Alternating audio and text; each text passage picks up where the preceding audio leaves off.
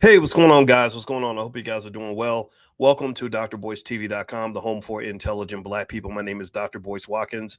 I want to say hello to everybody and a happy Sunday. I hope you guys are doing well. And I wanted to come in to kind of address with you some stuff that's really going on in the economy and particularly in the area of layoffs and technology and things like that. And so, anyway, before I get started, do me a favor, please hit the thumbs up button, thumbs up, share, subscribe, all that good stuff, so that I can know that we remain connected. And also, if you'd like a free copy of a list of AI stocks that I recommend for my students, just text the word stock to the number 87948. But anyway, so there are layoffs on the horizon. And the reason I'm going live is to explain why so many tech layoffs are happening right now. So many people in the tech industry are being, from their jobs, and the stats are pretty alarming. It's not really getting a lot of attention in media. It's not really getting a lot of conversation. A lot of people aren't aware of it, and I thought that I would kind of tell you guys about it, even if you're in tech. My personal belief is that a lot of this could easily spread to other parts of the economy, and it's kind of worth knowing if you are concerned about where the economy is going. Now, I'll be curious. I want to do a quick straw poll. Actually, two quick straw polls. Number one, let's do our quick sound check. Give me a yes if you can hear me. Okay, let me know if you can hear me. Hey, Yoshika, how you doing? Hey, Rudy Dolomite, good to see you. Give me a yes if you can hear me. Okay, I want to make sure I'm coming through all right. Yoshika, did you say you're coming in from Louisiana? Very nice. Are you in New Orleans? I love New Orleans. D1, my buddies from New Orleans. So give me a yes if you can hear me. Okay. And the second straw poll I'm going to ask you has to do with the economy.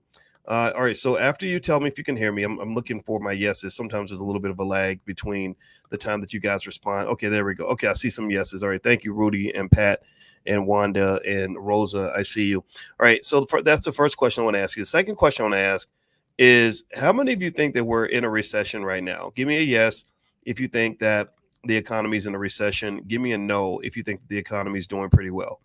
Okay, I want to see what you guys think, and the reason I ask that is because there's a big discrepancy between what the American public thinks about the economy and what the data is saying about the economy. Okay, so I see a lot of yeses. I see Kareem and Wanda and Essence says yes. Pat. I'm sorry, Pat.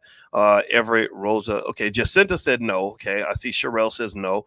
All right, so Mike says yeah. Okay, I was curious to ask that question because there's a massive discrepancy between what the data says about the economy and what regular working class people are saying about the economy. And I have theories on that. And I'm not going to belabor that point because I made the point before, but I think it's relevant for today. And then we're going to dig into sort of why all these layoffs are happening in the tech industry. I believe that we just have multiple economies. I think that asking someone, how is the economy doing, it's like asking different parts of the body, how is the body doing, right? So let's say that a person has really healthy, let's say they go to the gym and they work out their arms every day and their arms are nice and strong, but they don't work out their legs and they have an infected toe.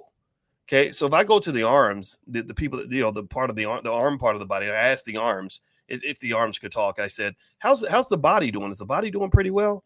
Well, the arm's gonna be like, oh, the body's great. I mean, man, we were bench pressing 300 pounds and we're stronger than ever. But then if I go down to the legs, which don't get a workout, the legs are going to say, oh, man, it's kind of weak up in here. I mean, I tried to walk up the steps and I almost passed out. And then if you go down to the infected toe is going to say, oh, it's terrible. It's horrible. It's the ghetto up in here. I mean, this, I'm about to fall off. I got bacteria all up in me and everything. And it's like a big, nasty Diddy party up in here. Right. Well, the reason you would get different answers from different parts of the body is because different parts of the body are getting different levels of attention from the command center. The brain is the command center. The brain is the occupant that controls the body, and so whatever you're working on, whatever you prioritize, is going to get the most attention. Give me a yes if you see where I'm going. Y'all know how I use weird analogies to explain stuff, but that's just natural. It just comes to me. So the point is that if you look at the government as kind of the brain of the body, they're the prefrontal cortex. They are the central nervous system, whatever you want to call it. They're making decisions about which parts of the economic body are going to get attention. And so people that invest in the stock market, people that live on Wall Street, people that are wealthy are kind of like the arms. They're always going to get pumped up when the Federal Reserve makes economic decisions about whether or not to increase interest rates or whatever they're going to do. They're thinking about wealthy people because most of them are wealthy people. Most people that are on the Federal Reserve Board of Governors are probably make over $250,000 a year or more, right?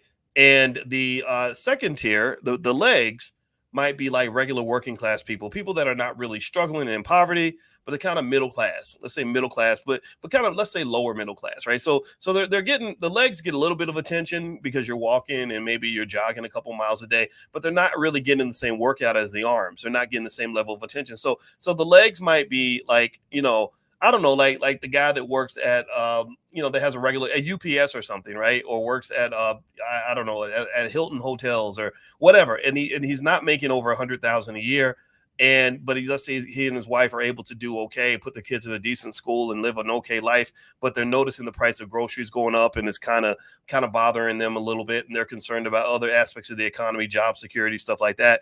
And then the infected toe is just kind of like the underbelly of our society. That's all the poverty that we're ignoring, the mental health issues that we're ignoring, the kids that are coming out of schools where 90% of them can't even read, write, or do math at grade level. Just all the things that really would be, honestly, if you looked at them with a microscope, would be kind of an embarrassment to America.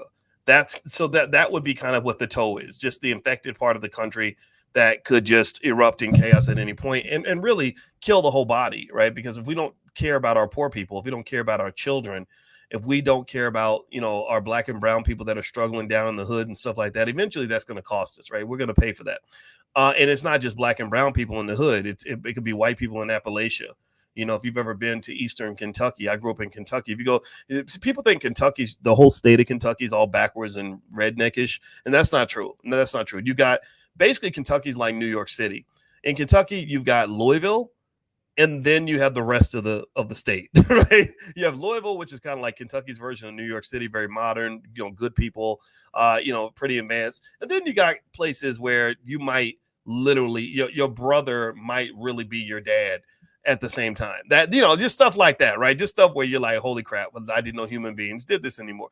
But they're good people, though. They're not, I know all the stories about the racism and like if you go around to rednecks, they're going to all want to kill you and stuff. I haven't found that to be true. I know a lot of good country folk who are white who, as long as you don't bother them, they don't bother you. So I think it's kind of a silly myth to think that only country folks or Southern folks can be racist.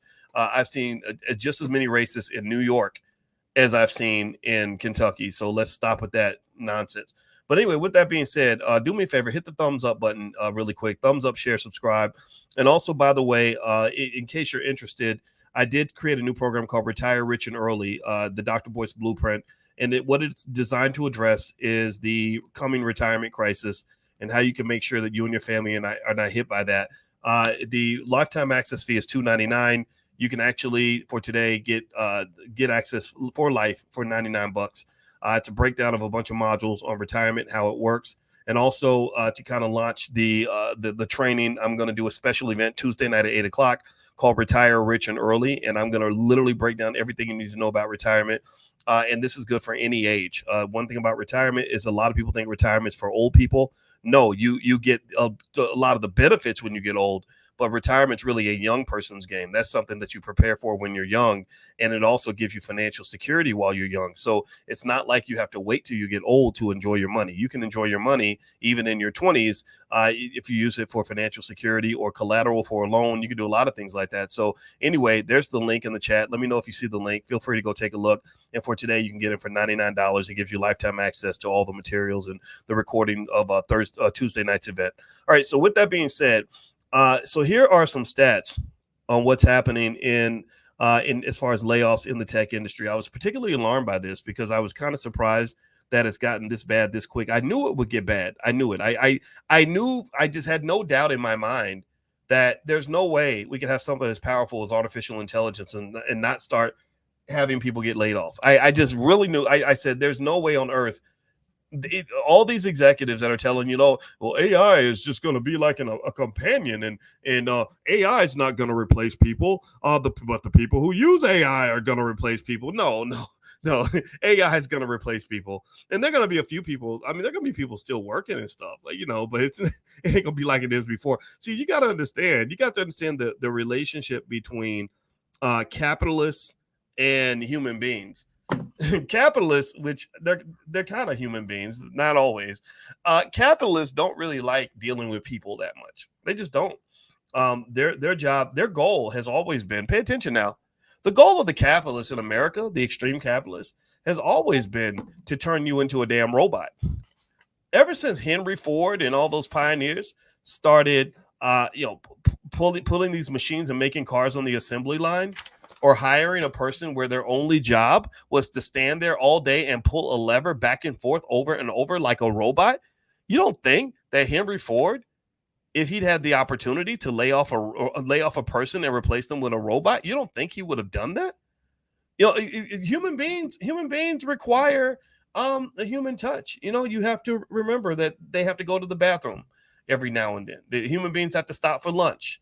Human beings need a mental health day. Human beings get sick. Human beings can't work 24 hours a day. And that's unfortunate because you've got the human aspect of America that is in direct conflict with the big capitalist machinery that's driving America, right? So to some extent, it's a very inevitable process that a lot of tech workers are going to be replaced by AI because AI is just better at technology than you are. What you got to understand is that right now, Open AI, and I follow this stuff very closely. Sam Altman and all that. They just said a shakeup at Open AI because they're trying to go raise $6 or $7 billion, which is the biggest fundraise of a private company ever. And eventually they're going to be they want to plow through 10, 20, $30 billion a year of CapEx spending and revenue every year. They're losing money. OpenAI is losing about $5 billion a year. But this is an arms race right now, people. This is happening right now. This is an arms race between Google, between Apple, Microsoft, all these other companies. Nvidia's kind of in it, but they're kind of like the dope man right now. They're supplying everybody with what they need. Eventually, Nvidia is going to have competitors. So Amazon, I think the reason Amazon is buying 1,000 robots a day is so they can replace human beings. The studies have shown that the number of Amazon employees has dropped precipitously since they started hiring robots. I think that Elon Musk's long-term plan is robo taxis, but also robots working in the factories. And eventually he'll be sending those robots to Mars. A human being will not land on Mars before an AI robot does. I think an army of AI robots will land on Mars and build out everything that we need for a Mars colony. And then they're going to start sending human beings. Why would you not do that? Why would that not be the logical way to approach it? Because human beings are so delicate. We get hit with a little bit of radiation. We can't survive no more. An AI robot will be perfect for a space trip. They won't even know that they're doing it. So what's my point here? Why am I bringing this up? I'm bringing this up because I'm letting you guys know 100% clear, because these are going to be the headlines probably in about a year or two. These are what the big headlines are going to be. I want you to be the canaries in the mine that the AI revolution is already taking away a lot of jobs. Let me read some of this to you in terms of stats. Okay, according to Techopedia, over 211,000 tech workers have lost their jobs around the world in 2024.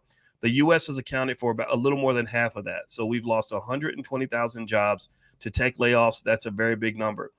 Number two, 25% of U.S. tech leaders expect to implement further layoffs due to economic challenges, high interest rates, and rapid advancements in AI. Many companies are restructuring to remain competitive, particularly as they invest more heavily in AI technology. I know small businesses that are letting people go because of AI. So if you know small businesses are doing it, I know big ones are. Number three, the AI-driven restructuring trend. That's a major factor behind a lot of the layoffs as companies reduce roles that are becoming redundant while shifting towards automation. That's according to Techopedia. So basically, automation, the fact that a lot of these jobs are repetitive, are pretty much being sort of wiped out. And this is the shift that's happening in the American economy. Now, in terms of something that I hope will help you support you in this process of preparing for this economy, I did put together a list of AI stocks that I like, stocks I'm invested in, because the way to benefit from AI is to invest in it. It's coming regardless. You can't stop it. Go into a protest or something where you hold a picket sign up and say, stop making money, stop using robots. That's not going to work. The better way to make money or to benefit from this is to invest in it now because the trends are strong And so if you want to see my list of AI stocks that I like, that I dollar cost average into my portfolio, you could text the word stock to the number 87948. So just text stock to 87948. I'll also send you some free stuff like how to start investing in 5 minutes and a few other trainings that we have in the Black Business School. I have another one called How to Make Money Without Working that does really well, that people really love, in the sense that it explains in very simple terms exactly how you can get started with things like stocks and stock options and investing. I think that's the future. Now, in terms of how the economy is going to look after AI kind of does what it's going to do, I don't know. All I know is that there are people who believe that AI will be the last invention ever by mankind. They have basically gotten to the point where how many of y'all follow ChatGPT? Does anybody follow ChatGPT? How many of y'all follow it or use it? Well, anyway, on ChatGPT, they just released a new update. I forgot what it's called. It's like O1 or A1 or something. O1 mini, yeah. And basically O1, they said that it processes things like a PhD student, like an advanced PhD student. And they also measured the IQ of the AI, and the IQ of the AI is far beyond the IQ of normal human beings. I think like the average American's IQ is about 100. I think the AI's IQ is about 130, 140 now.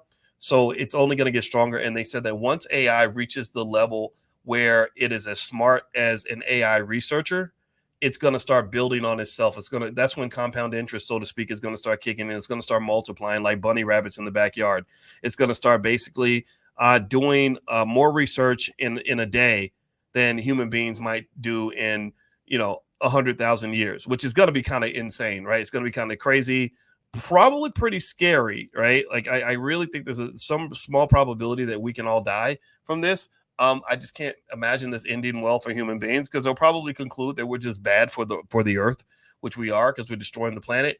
But then again, maybe they'll find a way to save the planet and keep us here at the same time. I have no clue what the future is going to look like with AI. All I know is that if you are a little bit concerned about it, you have very good reason to be.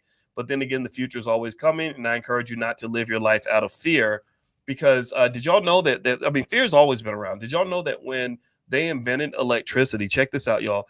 Did y'all know that 70-something% of all Americans refused to get electricity in their house because they thought electricity was full of evil spirits? How many of y'all knew that? How many of y'all knew that? They literally thought that like demonic spirits were in the electricity, so they wouldn't get it. And this was a large percentage of people. So, I'm not saying don't be worried. I'm just saying you can't let fear stop you from making decisions. You have to sort of move forward with intentionality and desire. Now, one thing I want to mention really quickly is the All Black National Convention is coming up. The ABNC is our annual think tank. That's where we all get together. It's like a big Black family reunion with the smartest Black people on the planet, and just good people, and having a good time and learning from each other and connecting. And it's going to be in Lombard, Illinois, which is right outside of Chicago, at the Westin Hotel. So it's going to be fancy and nice. So if you want to feel a little bit bougie, you'll get that feeling. We're going to treat you well. At the same time, it's very down to earth. There's no Democrat Republican nonsense. There's no it's not about how much money you make or how little you make. It's not about how many years you spent going to school. I don't care about none of that. All it comes down to is, do you care about the Black community? Do you want Black people to have better families? Do you want us to succeed? Do you want us to have wealth and financial security? Do you want to break generational curses? If that is you, then this convention was designed for you. It's not built to be like the Congressional Black Caucus Convention. This is not the NAACP convention. This is not the Urban League convention. I don't have faith in any organizations outside of our community. I don't have faith in the Democratic Party. I do not have faith in the Republican Party. I do not have faith in white people coming to save Black people. I have faith in Black people coming to save Black people. And so if you are in that group, if that is you, then feel free to go to allblacknationalconvention.com. The URL is right there on the screen. And we're going to meet October 25th through the 27th in Lombard, Illinois. We have about 60 different experts that are going to be there. And it's really going to be fun. We're going to do everything from stock options to we're going to cover areas related to the Black church. Pastor James Wilson, who's the head of a major church down in Cincinnati, he's coming up. Brother Nuri Muhammad, Minister Nuri Muhammad, whichever title you want to use, he'll be there. My wife, Dr. Alicia Watkins, is going to be there. She is a licensed therapist and a full professor of social work, who has a lot of friends that are into mental health. They do mental health Mondays every week on Fly Nubian Queen.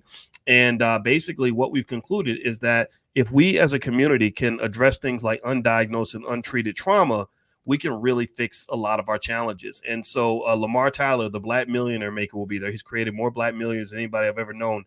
Dr. Ken Harris, who runs the Black Business League, is coming. Dr. Ken Harris runs the largest organization of Black-owned businesses in the United States. D1, who is literally changing all of hip-hop right now, just called me yesterday and said that he wants to come. Like, it's really, really a lot of fun, guys. We really worked hard. It's our 9th year, and I'm really proud of this because we did this ourselves. You know, freedom ain't free. Freedom is not free. So we cannot have Black liberation brought to you by McDonald's and Kodak and Google and all these companies, right? So companies will not fund this. We have to fund this ourselves. Will you record it and share it with those of us that can't make it? I'm sorry, Jason. We were unable, due to budget reasons, we were unable to do the recording and distribution of it. Unfortunately, brother, this is something that you have to actually be there to be a part of. I wish I could do more, but we do have some recordings of previous ABNCs, which have been pretty amazing, but we're not able to really do that from this point going forward, because I'm gonna be honest with you, it is really hard to pay for this stuff, especially when you're trying to be Black and independent and trying to speak truth on these issues. You don't get a lot of financial support from corporations, banks, or really anybody. We even had a Black-owned hotel in DC, a big Black-owned hotel, with that literally once they found out our convention was called the All Black National Convention, suddenly they didn't have any space. Before they were fine. Before they were like, oh yeah, we're going to give you a couple $100,000 and blah, blah, blah. And they're all like, yeah, okay, well, let's set the date and blah, blah, blah. And then they were like, so what's the name of your convention? And we were like, oh, it's called the All Black National Convention.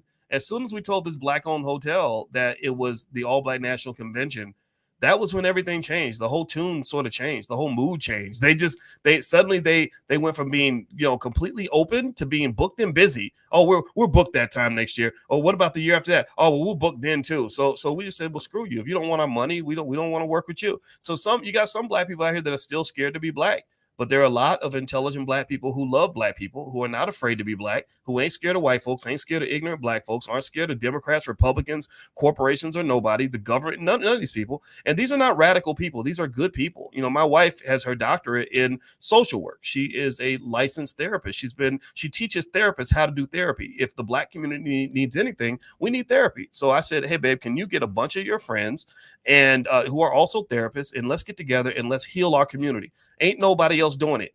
Ain't nobody else doing it. There is no Superman for you. There is no Superman. The closest thing we got to Superman might be brother Nuri Muhammad, who, if you know Nuri is a bad boy. Nuri's out here making things happen at an epic level. He's giving training to our people at an epic level. He loves our people. He'll die for our people. Brother Lamar Tyler has created more Black millionaires than anybody I know. My brother Lawrence, actually, I don't talk much about him, but my brother Lawrence is going to be there. And actually, he founded the largest Black-owned speakers bureau in the country, and he's actually worked with a venture capital fund that manages tens of millions of dollars. Constance Carter, who ran the largest Black-owned real estate firm in the country, she's going to be there. So if you're into real estate, we got you. Ace Chapman, who is showing people at an epic level how to acquire businesses.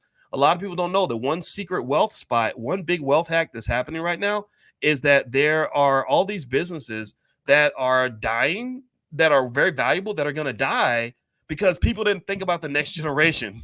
You were so busy making money and grinding and working hard that you forgot to have kids and teach your kids to take over the family business. So now they want to go and get corporate jobs and student loans. So they're abandoning these businesses. So what he's been training students in the Black Business School to do is to go and acquire these businesses, and he's done very well with this. He's made millions of dollars, and he's showing people how to do it.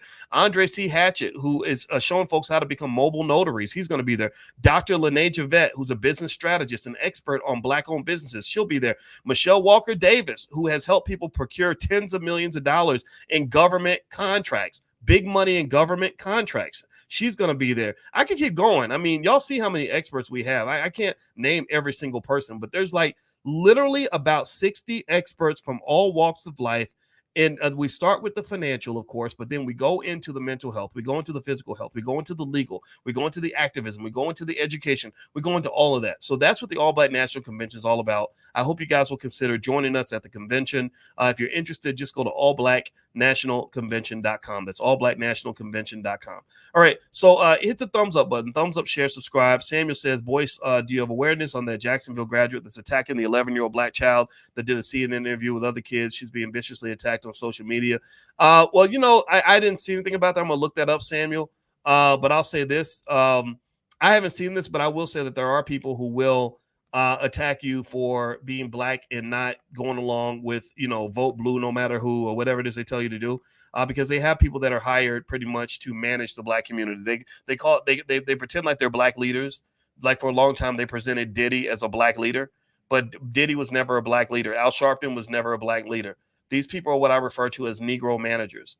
Negro managers are not black leaders. Negro managers are people whose job it is to basically herd you together like sheep and get you to basically do what they tell you to do. That's their job. They're here to tell you what to do. Now, again, I'm not here to tell you to be Democrat or Republican. I don't tell you to do any of that. So let's just put that out of your head right now. That's not my job. But I am here to say that you should do what's going to work best for you and your family. Can we at least agree on that? Just give me a yes. What's up? What's up, Super Dave? I see you, brother. Can you give me at least a yes to let me know that it's okay for me to say, without sounding radical, that black people should do what's best for themselves and their families? I think that you got to put yourself first. You are serving everybody else except you. You are taking care of everybody else but you. And look at where your kids are at. You got millions of your kids out here, ain't got no mentorship, no guidance, that can't hardly read, write, or nothing. And we're too busy for the kids because we off serving massa at our jobs. We off trying to take care of everybody else. I mean, remember when Kamala announced she was running? Then I saw a group of black people that had a Zoom call. They had a big, really important Zoom call. It was like a really big Zoom. And they had this massive Zoom call and they raised like $2 million for her, like in an hour or something, right? And I thought that was so impressive. But I said, you do know it costs like almost $2 billion to run for president. You do know $2 million is like, that might be the amount of money they spend on 3 days worth of toilet paper. And I'm not saying that that's not good. I'm not saying that I don't applaud you for doing that. But I said, man, isn't it crazy that I could probably call those same people and say, let's hurry up and raise $2 million so we can go build a school and educate our black kids. I ain't got time for that. I got to go to work. My job needs me on Tuesday. I don't want to rock the boat. You rocking the boat by educating your own damn kids. That's considered radical for you, is it now? I just want you to think about that. Like if you look at, for example, in Chicago, I'm in Chicago right now, and there are parts of Chicago that are just absolutely obliterated, like a war zone, just torn to pieces. Millions of little kids, not millions in Chicago, but just lots of kids that need help, support, guidance, and everything. And there are people that don't have time for that. Why? Well, because they're too busy serving the corporate plantation or doing whatever they got to do. But Kamala calls and says, I'm running for president. I'm trying to get the biggest black job in America. Then suddenly we can rally around that and raise $2 million for her. But a lot of people can't raise that $2 million to build black-owned businesses or to go and build a black-owned school or whatever, right? I'm not making fun of those individuals. I'm just saying you should do what's best for you. That's my core belief. That's what I believe. I think it's okay to say that. So anyway, that's my 2 cents on that. And I will say that rather than sitting around just being mad at white people, that's not what I do. I don't have anything against anybody. I just want us to love ourselves. And that's what the convention is all about. So if you'd like to join us, you can go to allblacknationalconvention.com. It's October 25th through the 27th in Lombard, Illinois, right outside Chicago. We're going to be at the Westin Hotel, and it's going to be amazing. And you see some of the experts that we have, and that's not even the tip of the iceberg. That's literally less than 5%, I believe, of the experts. Definitely not even 10%. It's a very small percentage right there. I just showed you. All right. Anyway, so let me just finish up here. So we were talking about the jobs being lost in the tech industry, and I was mentioning to you all that I think investing in this industry is a good move long term. Every indicator pretty much says that AI is just going to be insane over the next 20, 30 years. AI now, in my view, is a lot like what the internet was in the year 2000. In 2000, how many of y'all remember 2000? Anybody old enough to remember the year 2000, or am I just an old man now? If you remember the year 2000, the internet was kind of like the big new thing, the big flashy thing. And everybody was like .com this and .com that. So anything that put the words .com on the end of their company, their stock price automatically went up because everybody knew it was going to be big. But what you don't know is you don't know the path to bigness, so to speak. You don't know which companies are going to survive and which ones are going to get killed. You don't know how big it's going to be. You don't know what it's going to look like when you finally get there. So the internet became as big as we thought it was going to be. But if you tried to pick individual companies in order to invest in the internet, you probably would have gotten it wrong, because you probably would have invested in, like, you've got mail, AOL. You maybe would have invested in some of these companies with Netscape and some of these other silly companies that were out there, when actually the big players in the internet were pretty much companies that barely existed. Facebook at that time barely existed. Google at that time barely existed. And so these were the big players that were going to emerge. Apple and Microsoft, though, you could have hit those two. Apple and Microsoft were big 20 years ago. They're very big right now. And I think those are opportunities that some of us may regret missing out on. But here's the deal. Here's what I want you to understand. This is the last point I'm going to leave with you guys is this. I want you to know that that the next big thing is out there. The next big thing is right there in your face. We're going to do what we call a financial consciousness exercise. If you join my Money in the Morning class, where we do economic elevation every morning at 10 a.m., which by the way, the URL to join it, b1moneytips.com, is right there on the screen if you want to join us in class for free. This is what I call a consciousness exercise. So here's what I want you to do. I want you to just sort of visualize this. It's not 2024. Let's pretend like it's 2004. Okay, it's 2004.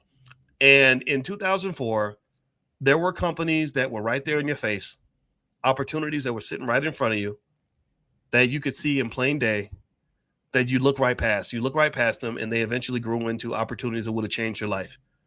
And a lot of these, here's the deal. Here's what I want you to understand. A lot of these were not obscure investments that only a genius would know about. These were not rare opportunities that you had to look at with a fine-tooth comb in order to find. Some of these were right in your face. Right in your face. Nike and Apple were right in your face.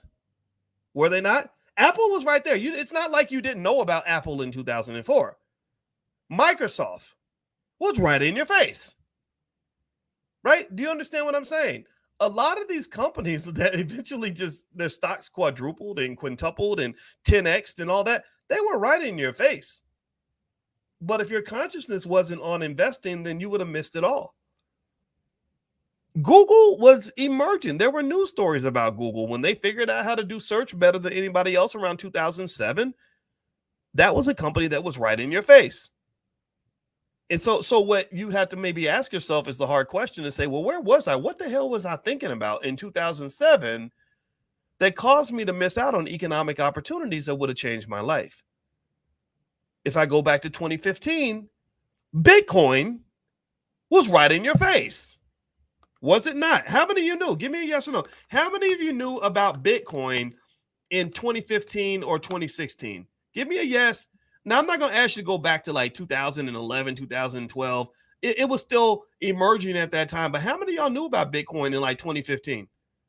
Give me a yes in the chat. So let me just show you. And it wasn't like it was, again, it wasn't like it was too hard to sort of pick it. It could have been one of 1,000 investments you made, but it would have made a big difference. Look at Bitcoin now, right? Bitcoin's at 65,955.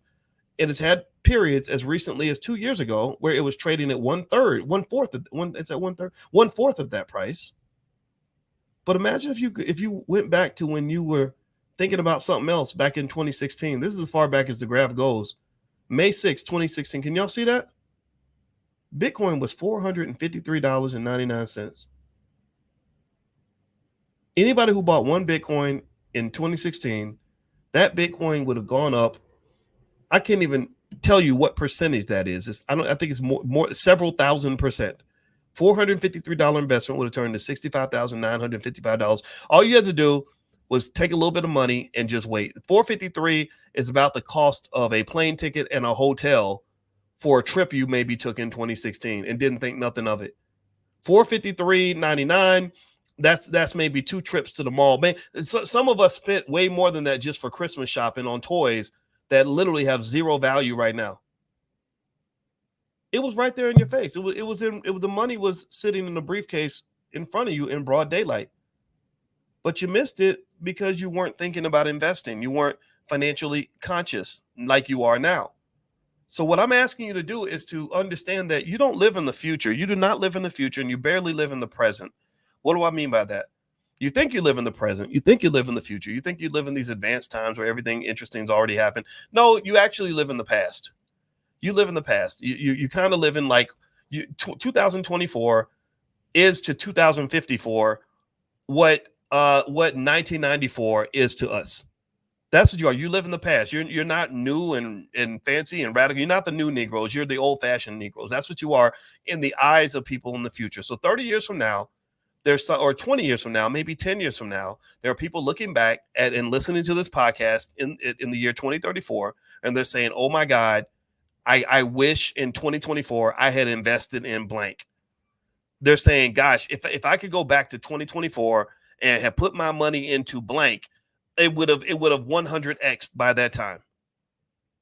Do you understand what I'm saying? Do you get what I'm saying? Are you all, is this kind of sinking in? Do you see what I'm trying to say here? I hope you get what I'm saying. I'm a little bit abstract sometimes, but what I want you to just understand is that your big opportunities all around you all the time. And I would say that anybody who wants to be wealthy is going to spend their time digging for that treasure. The treasure is buried in your backyard. It is definitely not at that white man's job. I can tell you that much. There ain't no, because you've been digging for that treasure for 20 or 30 years, and they barely give you enough money to retire. It ain't at the job. I'm not saying leave the job. I'm not saying you're bad for going to the job. I understand we got bills to pay. That fulfills a short-term need.